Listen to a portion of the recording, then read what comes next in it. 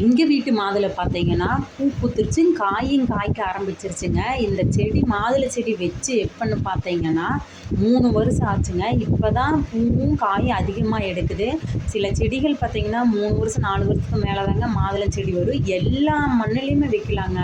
செம்மண், களிமண் இந்த மாதிரி எல்லா மண்ணுக்குமே மாதுளை வருங்க. கொஞ்சம் வளர்ந்ததுக்கப்புறம் அதுக்கு நிறைய தண்ணி ஊற்ற ஆரம்பிங்க. அப்போ தான் புழு பிடிக்காது. மாதுளை செடி வரலின்னு சொல்லி பிடுங்கி வீசிடாதீங்க. எப்படி குறைஞ்சது 3 வருஷத்துக்கு மேலே தாங்க ஆகும். குறைஞ்சது 1 கிலோவாவது காய்க்குங்க. 1 காய் 2 காய் இல்லை, எக்கச்சக்கமான காய் காய்க்குங்க. புழு பிடிச்சிங்கன்னா என்ன பண்ணுறீங்கன்னா, புளிச்ச மோரை அதில் தெளித்து விட்டீங்கன்னா அந்த பூச்சி புழு எல்லாமே போயிடுங்க. இதுக்கு நீங்கள் மருந்தெல்லாம் தெளிக்க வேண்டியதில்லை. நம்ம தயிரை உர போட்டு அதில் புளிக்க வச்சு அந்த மோரை லைட்டாக தெளித்து விட்டிங்கன்னா 1 வாரம் தொடர்ந்து தேய்ங்க. அந்த வெள்ளைப்பூச்சி எல்லாமே மாதுளை செடியிலேருந்து போயிடுங்க. நீங்களும் வீட்டில் மாதுளை செடி வளர்த்தி பாருங்கள். இந்த வீடியோ பிடிச்சிருந்துச்சுன்னா சப்ஸ்கிரைப் பண்ணுங்கள். நன்றி.